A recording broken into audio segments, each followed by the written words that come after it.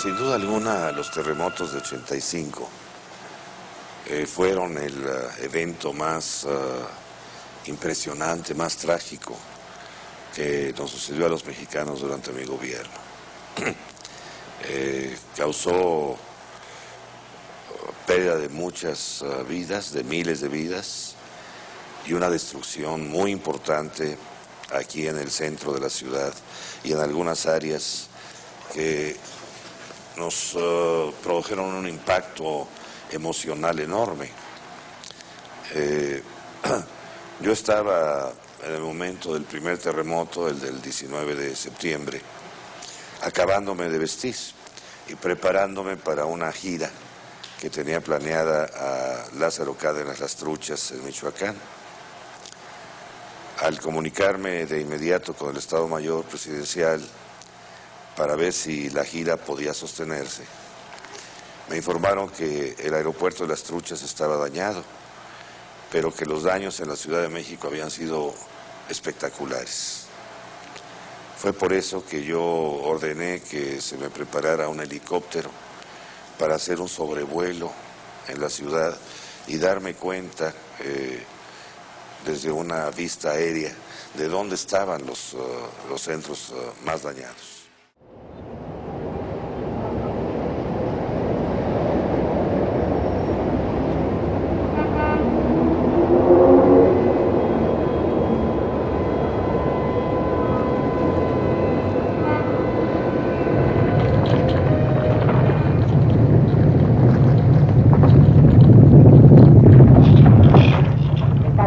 Está temblando un poquitito. No se asusten, vamos a quedarnos. Les doy la hora. 7 de la mañana, 7 de la mañana, 19 minutos, 42 segundos, tiempo del centro de México. Sigue temblando un poquitito, pero pues vamos a tomarlo con una gran tranquilidad. Mientras se transmitían estas imágenes, la comunicación con el exterior se cortó abruptamente. México se sumió en el silencio. Minutos después, miles de personas yacían muertas o atrapadas entre las ruinas de viviendas multifamiliares, inmuebles comerciales, hospitales y otros edificios públicos.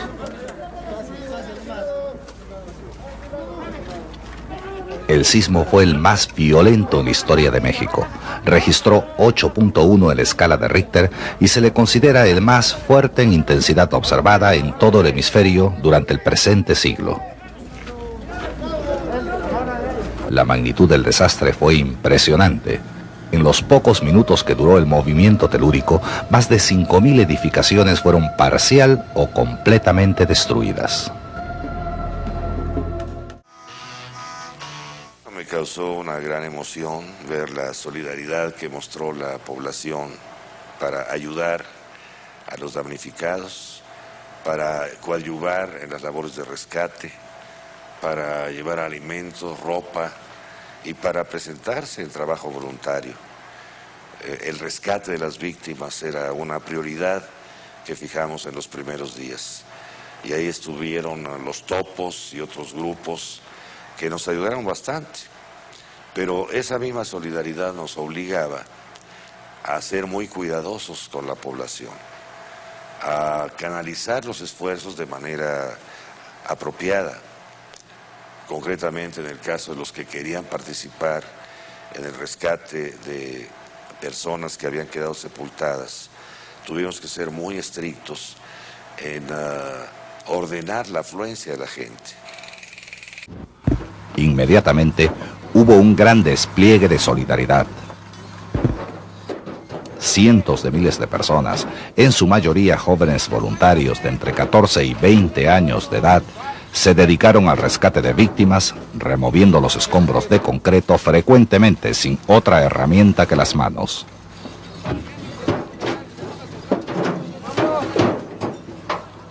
Se rescataron gran cantidad de personas que sobrevivieron a pesar de las condiciones tan adversas. Niños y adultos que estoicamente soportaron, algunas veces durante varios días, la falta de alimento, luz, deficiencia de oxígeno y la carencia total de agua.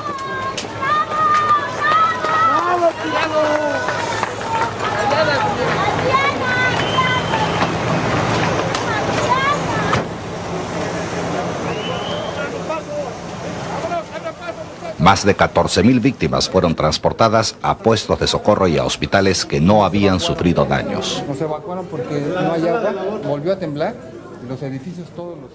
El centro fue la zona más dañada, sin duda alguna, aunque destacaron también otros puntos de grave daño, como fueron los de Tlatelolco, como fue la colonia Roma, principalmente.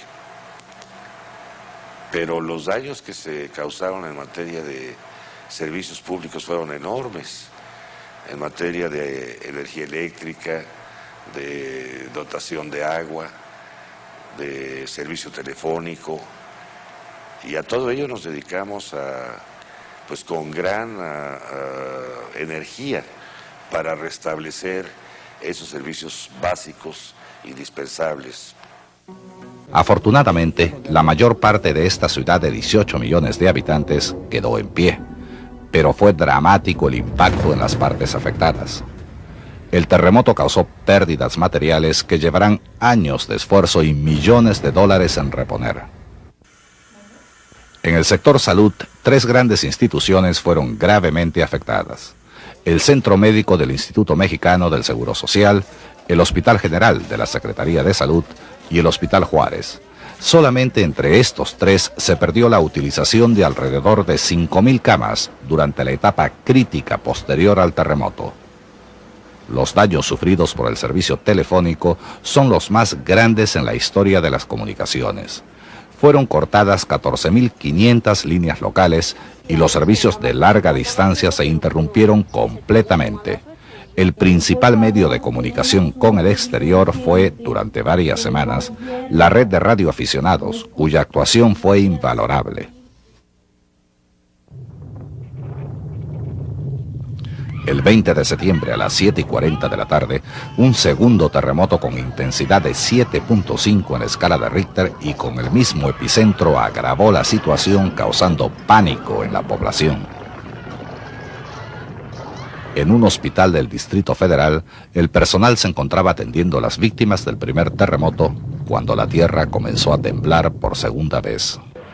¡Está incendiando! Que está prendido y no pasa nada. Si esto no fuera seguro, no estaríamos aquí con tranquilidad nada más. Está temblando. No, nomás que guarden orden. Es peligroso tener pacientes en una zona que es eminentemente sísmica, como acaba de suceder. Bueno, el edificio ha resistido extraordinariamente bien, no hay ningún problema, pero estamos causando pánico constantemente a los pacientes. Lo que no queremos es que bajen todos corriendo también, porque no, lo estamos haciendo, hemos pedido que sea con calma todo. Está el ingeniero aquí. Pues yo siento que el edificio está bastante dañado, está fracturado.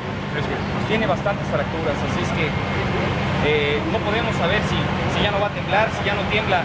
Les comentaba que puede quedarse así, ¿verdad? Sí. Pero puede haber un pequeño temblor Y que precipite algún problema. y que haga que se colapse el edificio. Lo que yo estaba recomendando era una evacuación tranquila, cerrar el hospital y posteriormente, cuando las cosas hayan tomado su causa normal, regresar y evaluar. En este hospital, como en muchos otros, la electricidad se cortó. Aunque se activaron los generadores de emergencia, la energía solo fue suficiente para iluminar el primer piso. Los elevadores, las incubadoras y otro equipo necesario para la atención de los pacientes no funcionó. No nos comunican nada, no nos dan ninguna comunicación, no nos identifican. Sí, estamos reportando los nombres de las personas que están desaparecidas. Necesitamos saber informes. ¿Mande?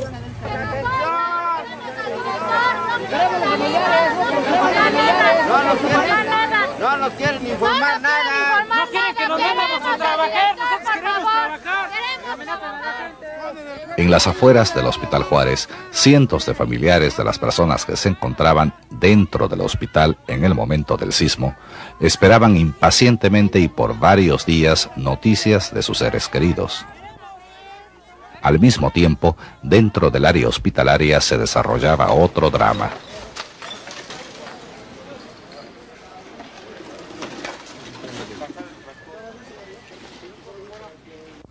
cientos de rescatistas nacionales e internacionales, médicos, enfermeras, familiares y otros voluntarios trabajaban frenéticamente removiendo escombros con la esperanza de encontrar sobrevivientes entre las ruinas del que fue un activo centro de atención médica.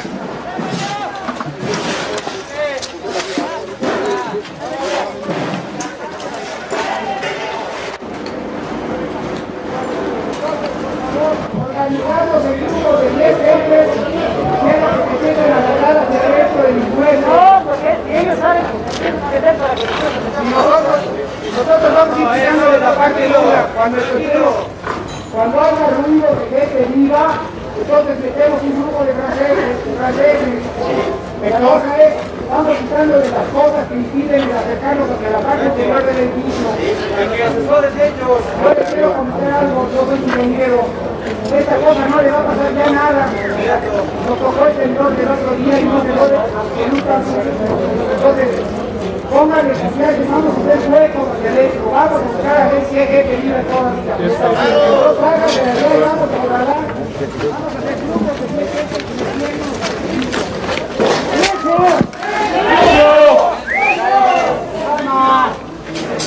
¡No hablen! ¡No hablen! ¡Silencio! ¿Hay alguien ahí?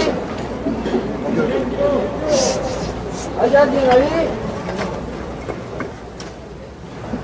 No puede hablar, entonces...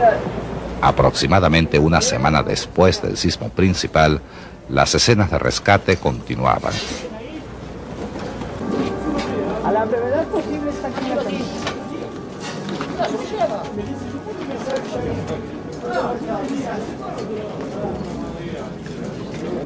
A esta mujer le tuvieron que amputar ambas piernas para poderla liberar del bloque de concreto que la aprisionaba.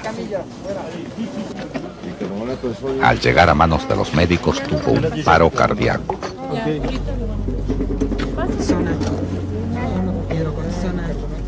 Toma bicarbonato. Un gramo de bicarbonato. Bicarbonato,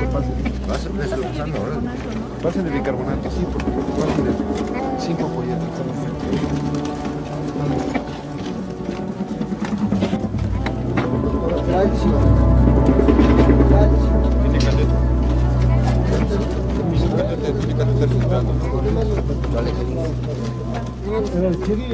Sin embargo, fue posible salvarle la vida.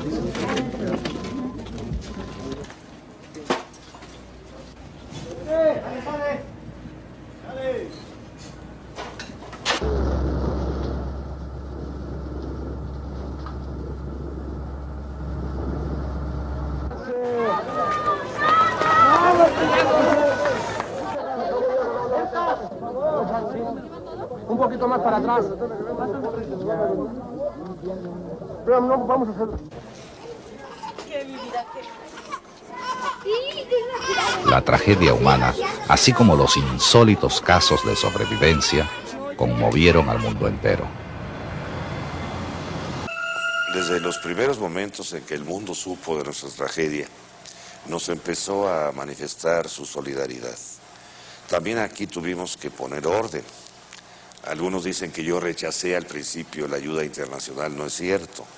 Lo único que hice fue poner orden en dicha ayuda para que la ayuda viniera en aquellos elementos que realmente estábamos necesitando, pues principalmente en materia de medicinas, alimentos, ropa, etcétera. Pero formamos de inmediato una comisión para recibir la ayuda internacional, para ordenarla, para canalizarla y para asegurar que se hiciese buen uso de ella. A las 24 horas de sucedido el desastre, empezaron a llegar al aeropuerto aviones procedentes de diferentes países.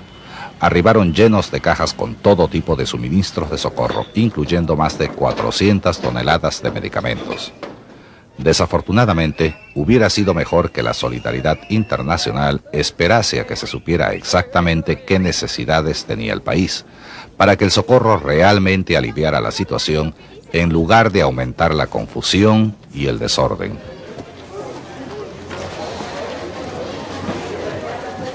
La mayoría de los medicamentos no fueron solicitados ni se pudieron usar.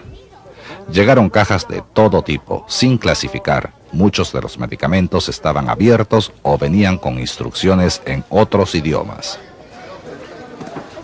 Los voluntarios tuvieron que dedicar largas horas a la labor de abrir las cajas una por una, clasificar su contenido y organizarlo como mejor podían. Además, muchas veces las medicinas llegaban mezcladas con otros productos, como la ropa usada. Por favor, no destapen esas cajas de ahí, se los A ver, ¿quién las suplico. está destapando? No destapen toda esta caja. Esas cajas déjenlas ahí como están, que ya están. ¿Quién la destapó? Por favor. Una de las más penosas tareas fue la recuperación e identificación de cadáveres. Este es el estadio de béisbol en el Parque del Seguro Social del Distrito Federal.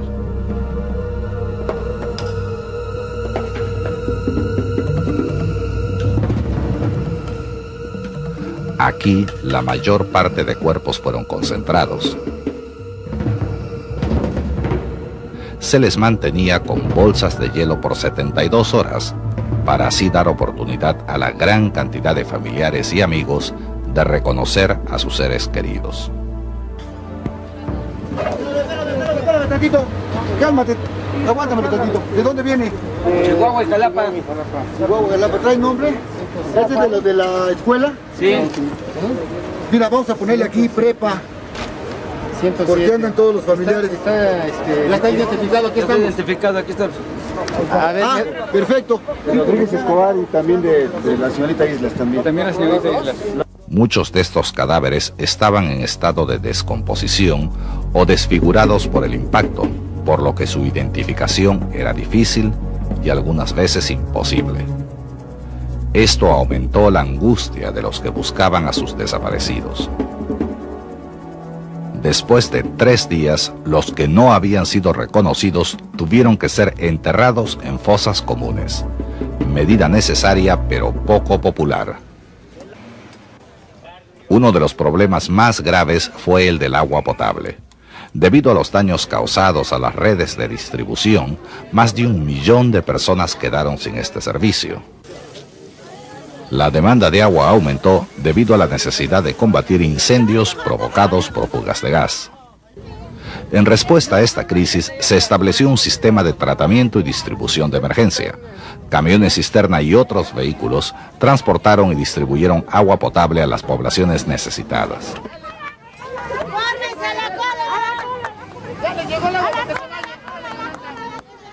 Aún así, mientras se reparaban las tuberías, por un lado, algunos impacientes las rompían por otro en su afán de abastecerse.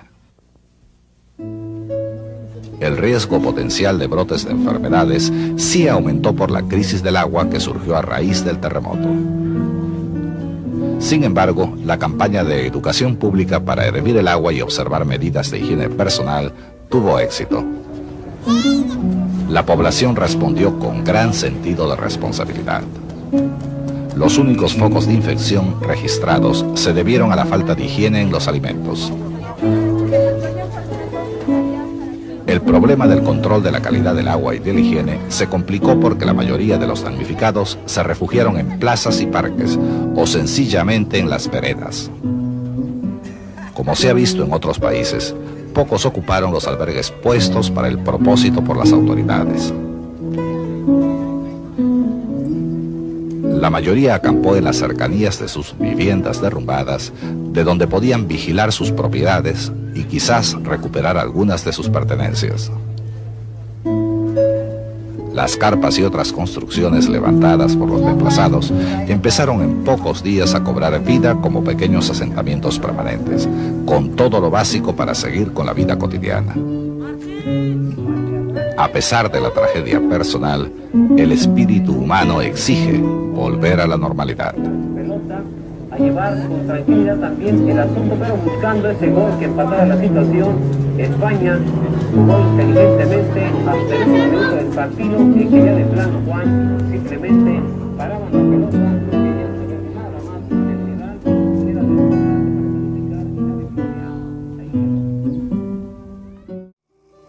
Después de dedicarle largas semanas a la cada vez más imposible labor de búsqueda de sobrevivientes, se tomó la difícil decisión de demoler las estructuras peligrosas y empezar la reconstrucción. Aunque la parte afectada representa solo el 3% de la ciudad, la reconstrucción de viviendas, hospitales y otros edificios públicos representa un grave problema económico y social.